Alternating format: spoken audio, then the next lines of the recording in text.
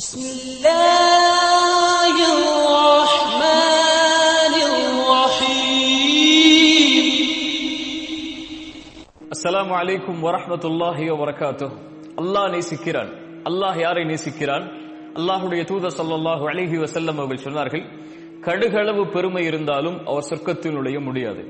அருகில் இருந்த நபித்தோழர்கள் பயந்தவர்களாக கேட்டார்கள், அல்லாஹ்வின் தூதரே, ஒரு மனிதன் தன்னுடைய ஆடை அழகாக இருப்பது, தன்னுடைய காலடி அழகாக இருப்பது என்று நினைப்பது பெருமையா?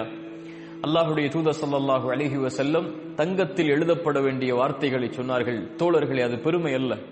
ஒருவன் தன்னுடைய ஆடை அலங்கரித்துக் கொள்வதோ, தன்னுடைய செருப்பை காலணிகள் அழகாக இருக்க வேண்டும் என்று ஆசைப்பட்டு அலங்கரித்துக் கொள்வதோ பெருமை அல்ல. ஏன்?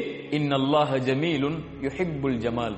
அல்லாஹ் அழகானவன், அழகை அல்லாஹ் விரும்பக்கூடியவன். சுப்ஹானல்லாஹ். பெருமை என்பது சத்தியத்தை மறைப்பதும் மனிதர்களை தரக்குறைவாக பார்ப்பதும் தான் என்று அல்லாஹ்வுடைய தூதர் ஸல்லல்லாஹு அலைஹி வஸல்லம் அவர்கள் சொன்னார்கள். இன்னல்லாஹ ஜமீலுன் யுஹிப்புல் ஜமால். அல்லாஹ் அழகானவன், அழகை அல்லாஹ் விரும்பக்கூடியவன். ஒரு மனிதன் தன்னை அலங்கரித்துக் கொண்டால், மனிதர்களுக்கு முன்னால் கண்ணியத்தோடு அழகோடு அவன் காட்சியளிக்க வேண்டும் என்பதற்காக ஒரு சிரமத்தை எடுத்தால் அல்லாஹ் அந்த மனிதனை நேசிக்கிறான். அதில் பெருமை இல்லாமல், அதில் கண்ணியத்தோடு, அதில் அல்லாஹ்விற்கு நன்றி செலுத்தக்கூடிய தன்மையோடு அது கலந்திருந்தால் அல்லாஹ் அவனை விரும்புகிறான். அல்லாஹ்வுடைய தூதர் ஸல்லல்லாஹு அலைஹி வஸல்லமுடைய அழகை விவரிக்க முடியுமா? எப்போதும் தங்களை அழகிய முறையில் கண்ணியத்துடைய தோற்றத்தில் நறுமணத்தோடு அல்லாஹ்வுடைய தூதர் தங்களை வைத்திருப்பார்கள். நபித்தோழர்கள் சொல்கிறார்கள், சந்திரனை பார்ப்போம், தூதரை பார்ப்போம், சந்திரனை பார்ப்போம், தூதரை பார்ப்போம், சந்திரனை பார்ப்போம், தூதரை பார்ப்போம். சந்திரனின் பிரகாசத்தை விட தூதரின் பிரகாசம் மேலாக இருக்கும் என்று அல்லாஹ்வுடைய தூதர் ஸல்லல்லாஹு அலைஹி வஸல்லம் அவர்கள் சொன்னார்கள். இந்த துன்யாவில் 3 விஷயங்கள் விருப்பத்திற்குரியது. ஒன்று பெண்கள், ஹலாலான முறையில் அல்லாஹ் திருமணம் முடித்து வாழ தகுதியாக கொடுத்த பெண்கள். இரண்டாவது, அல்லாஹ்வுடைய தூதர் ஸல்லல்லாஹு அலைஹி வஸல்லம் சொன்னார்கள், நறுமண பொருட்கள். மூன்றாவது, தொழுகை, அதன் கண்ணின் குளிர்ச்சி என்று அல்லாஹ்வுடைய தூதர் ஸல்லல்லாஹு அலைஹி வஸல்லம் அவர்கள் சொன்னார்கள். அல்லாஹ்வுடைய தூதர் ஸல்லல்லாஹு அலைஹி வஸல்லமுடைய ஆடை, அல்லாஹ்வுடைய தூதர் ஸல்லல்லாஹு அலைஹி வஸல்லமுடைய முடி, இதை வரலாறுகளில் படித்து பாருங்கள். எவ்வளவு அழகிய தோற்றத்தில் தங்களை ஆக்கிக் கொள்ள முடியுமோ அவ்வளவு அழகிய தோற்றத்தில் மனிதர்களுக்கு முன்னால் அல்லாஹ்வுடைய தூதர் தங்களை ஆக்கிக் கொள்வார்கள். ஆடை அலங்கரிப்பதை அல்லாஹ்வுடைய தூதர் ஒருபோதும் விளக்கியதில்லை, தன்னை நபி என்பதால்.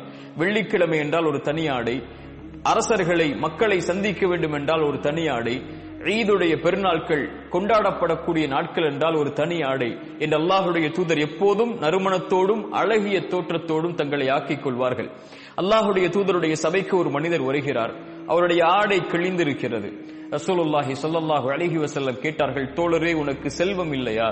அவர் சொன்னார், அல்லாஹ்வுடைய தூதரே, அல்லாஹ் எனக்கு எல்லா செல்வங்களையும் கொடுத்திருக்கிறான். ஒட்டகத்தை கொடுத்திருக்கிறான், குதிரைகளை கொடுத்திருக்கிறான். இப்படி அவருடைய செல்வங்களை அந்த தோழர் எண்ணுகிறார். அல்லாஹ்வுடைய தூதர் ஸல்லல்லாஹு அலைஹி வஸல்லம் சொன்னார்கள், தோழரே, அல்லாஹ் உனக்கு செல்வத்தை கொடுத்திருந்தால் அவனுடைய அருளை உங்களுடைய தோற்றம் வாயிலாக நீங்கள் வெளிப்படுத்த வேண்டாமா? சுப்ஹானல்லாஹ்.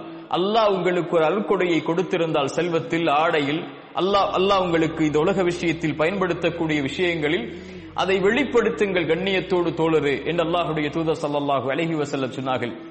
அல்லாஹ்வுடைய தூதர் மேலும் சொன்னார்கள், அல்லாஹ் நேசிக்கிறான், அல்லாஹ் விரும்புகிறான் அல்லாஹ்வுடைய அருட்கொடைகளை வெளிப்படுத்தக்கூடிய மக்களை. வ அம்மா பிநிஅமதி ரப்பிக ஃபஹத்திஸ்.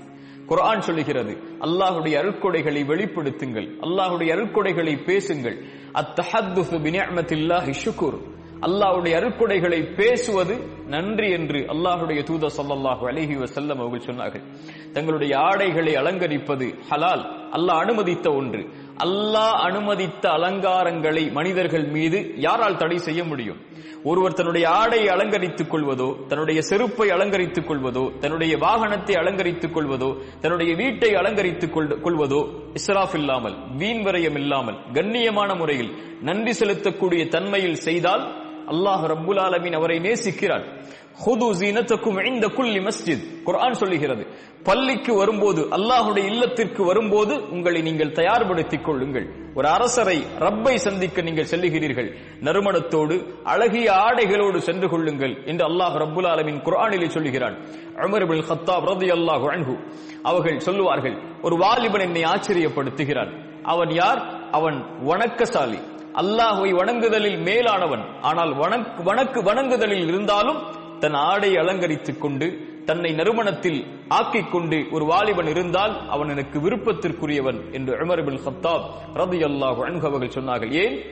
வணக்க வழிபாட்டில் இருப்பவர்கள் எல்லாம் ஒரு இழிவான அல்லது கிழிந்த தோற்றத்தில் தான் இருக்க வேண்டும் என்ற ஒரு நடைமுறை இந்த உலகத்தில் இருந்தது. இஸ்லாம் அதை மாற்றியது.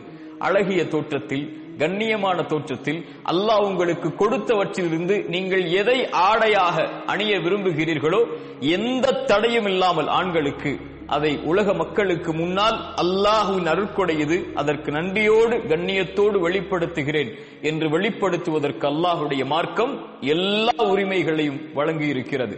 அதை யாரும் எவரும் தடை செய்ய முடியாது. உங்கள் ஆடைகளை அலங்கரித்துக் கொள்ளுங்கள். நீங்கள் விரும்பிய முறையில் கண்ணியத்தோடு, மரியாதையோடு, நன்றியோடு, மக்களை தரக்குறைவாக ஆக்காமல் எதை நீங்கள் அல்லாஹ்வுடைய மார்க்கத்தில் எடுத்து செய்தாலும் உங்களை அழகாக்குவதற்கு அல்லாஹ் அதை அனுமதிக்கிறான். அல்லாஹ் அதை நேசிக்கிறான். அஸ்ஸலாமு அலைக்கும் வரஹ்மத்துல்லாஹி வபரகாத்துஹு.